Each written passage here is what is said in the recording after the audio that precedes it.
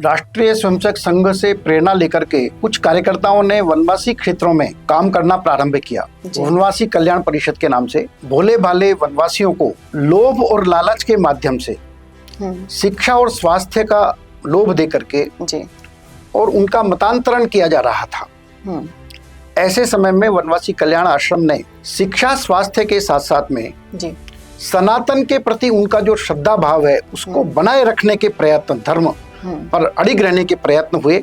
जब ये ध्यान में आया कि ट्यूबरक्लोसिस, चेस्ट मतलब फेफड़े की टीबी ये बहुत बड़ी मात्रा में है, तो वनवासी कल्याण परिषद के द्वारा सर्वे करा करके, और वो जो रेट बहुत हाई थी उसके कई कारण थे।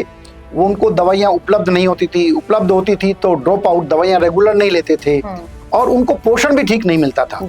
इन सब को ठीक प्रकार से योजना पूर्वक करके, और आज से कोई 15 साल 20 साल पहले ही पूरे कोटड़ा क्षेत्र में कोई ट्यूबरक्लोसिस चेस्ट नहीं है। इस प्रकार का यह वहाँ वनवासी कल्याण परिषद के प्रयत्नों से इस प्रकार का संभव हो सका।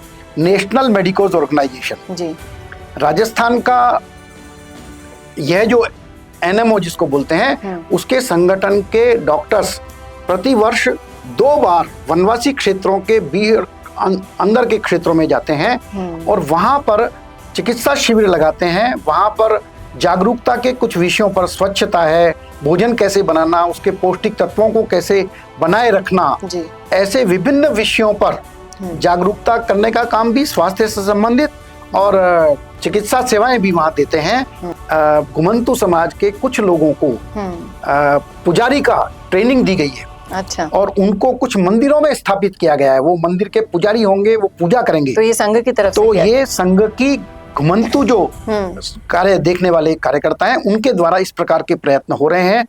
नमस्कार, आपका स्वागत है संवाद और सनातन भारत महासंघ के प्लेटफॉर्म पर। आज स्टूडियो में मेरे साथ मौजूद है संघ के बेहद खास और संघ से बचपन से जुड़ाव रखने वाले संघ चालक डॉक्टर रमेश अग्रवाल जी। सर, आपका बहुत बहुत स्वागत है, अभिनंदन है। मैं हूँ चेतना शर्मा आपके साथ। तो आज हम बात करेंगे आदिवासियों के लिए संघ यानी कि आरएसएस क्या करता है। तो सर, आप बचपन से अपना जुड़ाव रखते हैं आरएसएस के साथ, तो आदिवासियों के लिए संघ क्या कर रहा है, उनके विकास के लिए, उनके उत्थान के लिए संघ क्या करता है, आप हमारे दर्शकों को बताएं। राष्ट्रीय स्वयंसेवक संघ से प्रेरणा लेकर के कुछ कार्यकर्ताओं ने वनवासी क्षेत्रों में काम करना प्रारंभ किया, वनवासी कल्याण परिषद के नाम से।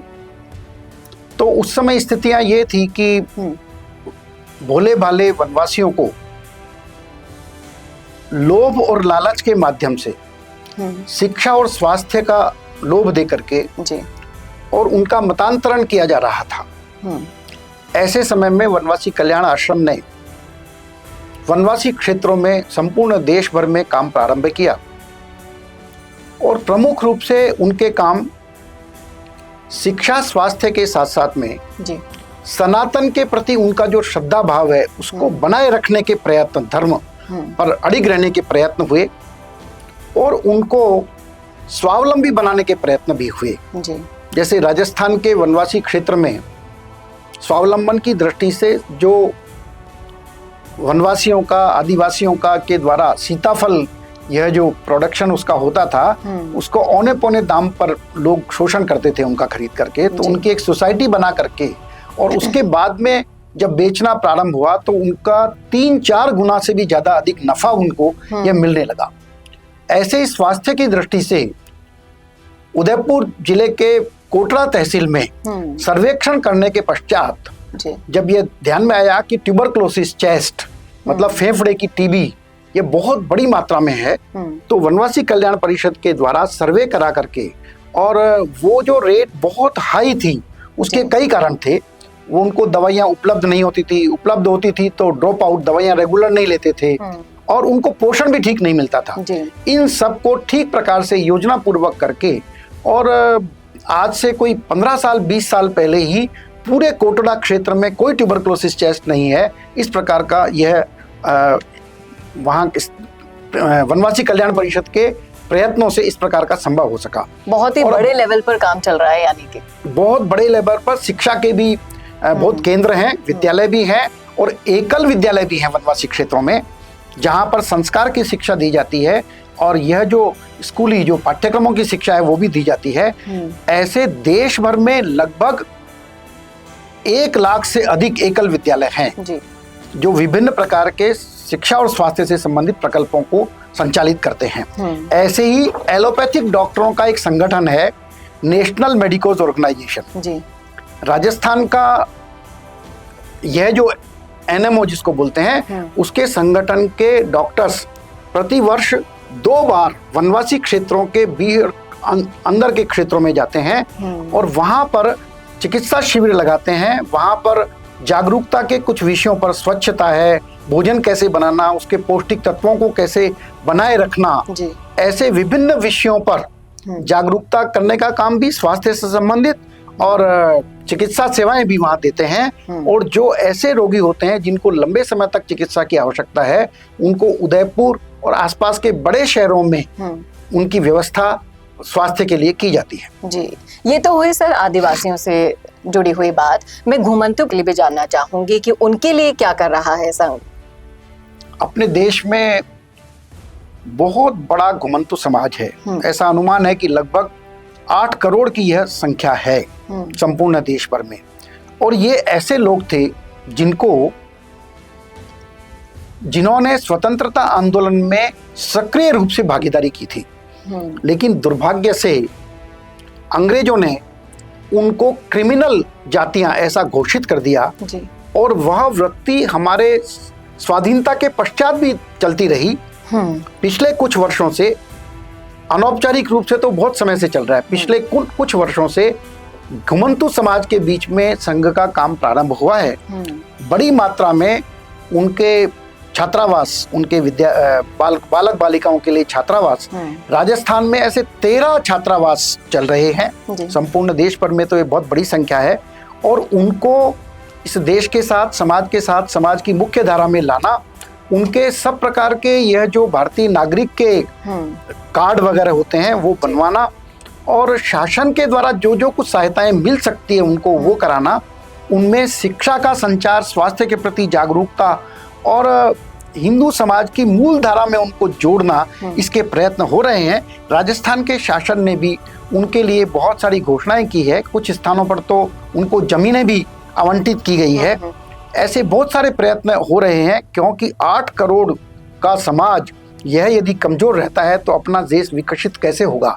इसलिए उन सबका भी प्रयत्न करना यह राष्ट्रीय स्वयंसेवक संघ ने प्रारंभ किया है। और समाज का महती सहयोग इसमें सब प्रकार के कामों में चल रहा है। जयपुर में तो घुमंतु समाज के कुछ लोगों को पुजारी का ट्रेनिंग दी गई है। अच्छा। और उनको कुछ मंदिरों में स्थापित किया गया है। वो मंदिर के पुजारी होंगे, वो पूजा करेंगे। तो ये संघ की तरफ तो ये संघ की घुमंतु जो कार्य देखने वाले कार्यकर्ता हैं, उनके द्वारा इस प्रकार के प्रयत्न हो रहे हैं।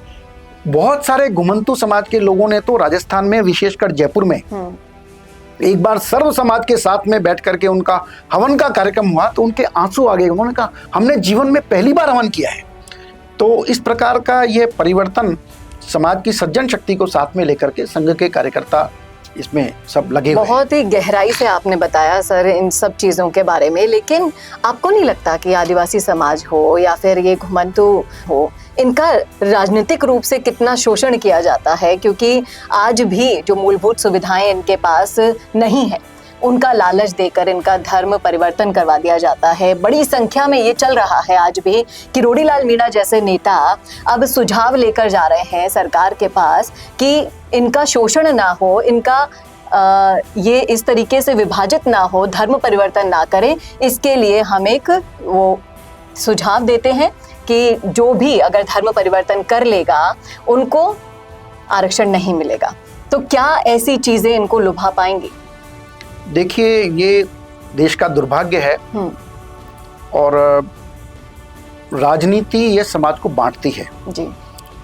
क्योंकि सत्ता प्राप्त करने के लिए नैतिकता का अभाव होने के कारण कोई सा भी रास्ता अपनाया जाए वह उचित है, इस प्रकार की मनोवृत्ति है बढ़ रही है। और उसके कारण से जो जो उचित बातें हैं उनका भी विरोध यह ऐसा होता है। संविधान में बहुत स्पष्ट रूप से ये है कि केवल और केवल हिंदू समाज में कुछ जातियों के साथ में यह भेदभाव हुआ है और उस भेदभाव के चलते, सामाजिक भेदभाव के चलते वो जातियां, वो समाज, ये समाज की मुख्य धारा से पिछड़ गए हैं। इसलिए उनको साथ लाने के लिए आरक्षण की व्यवस्था है। लेकिन दुर्भाग्य से पैसे के बल पर, लालच के कारण से यह जो मतांतरण करने का प्रयत्न करते हैं और उसके पश्चात भी वो सारे लाभ लेना चाहते हैं और बाहर से ये कहते हैं कि हमारे मजहब में किसी भी प्रकार का डिस्क्रिमिनेशन किसी के साथ होता नहीं है, ऐसा झूठा बोल करके उनको मतांतरित करते हैं, उनका शोषण वहां होता है और उनको वो लाभ भी चालू रहता है, तो ये ठीक नहीं है। इसलिए राजस्थान सरकार भी एक ये स्वतंत्र धर्म स्वतंत्र विधेयक इस प्रकार का ला रही है। उसमें इस प्रकार के सब प्रोविजन संभवतः होंगे ही। ऐसा देश के विभिन्न प्रांतों में भी ऐसा हो चुका है। हिमाचल प्रदेश पहला प्रदेश था, उसके बाद पश्चात महाराष्ट्र में हुआ है और कई स्थानों पर इस प्रकार के यह विधेयक आ रहे हैं। तो इन सब का परिणाम और उसके भी आगे समाज को जागरूक होना पड़ेगा। जो सामान्य समाज है उसको उन समाजों के प्रति अपनेपन का भाव यह बढ़ा करके उनके साथ में मेल जोल बढ़ाएंगे तो उससे यह जो जिस प्रकार की प्रवृत्तियां बढ़ रही है उनको रोकथाम करने में आसानी रहेगी। जी, और कहीं ना कहीं संघ मजबूत करने के लिए आदिवासी समाज को तेजी से काम कर रहा है। कितनी गहराई से काम कर रहा है वो तो आप सुन ही चुके हैं सर के माध्यम से। उम्मीद करती हूँ कि आपके मन में भी जो सवाल होंगे आदिवासियों को लेकर कि कोई कुछ काम नहीं कर रहा है, तो वो सवालों के जवाब आज आपको इस वीडियो के जरिए मिल गए होंगे। सर बहुत बहुत शुक्रिया और बहुत सारी शुभकामनाएं आपको कि इस काम को आप बहुत तेजी से आगे बढ़ाते रहें और जल्द से जल्द वो जो विकसित भारत का हम सपना देखते हैं जिसमें हर माध्यम, हर वर्ग विकसित नजर आएगा, वो जल्द से जल्द पूरा हो। नमस्कार। संवाद के लिए सनातन भारत महासंघ पर देखते रहिए आप ऐसे ही वीडियोस और बने रहिए हमारे साथ। सभी को नमस्कार।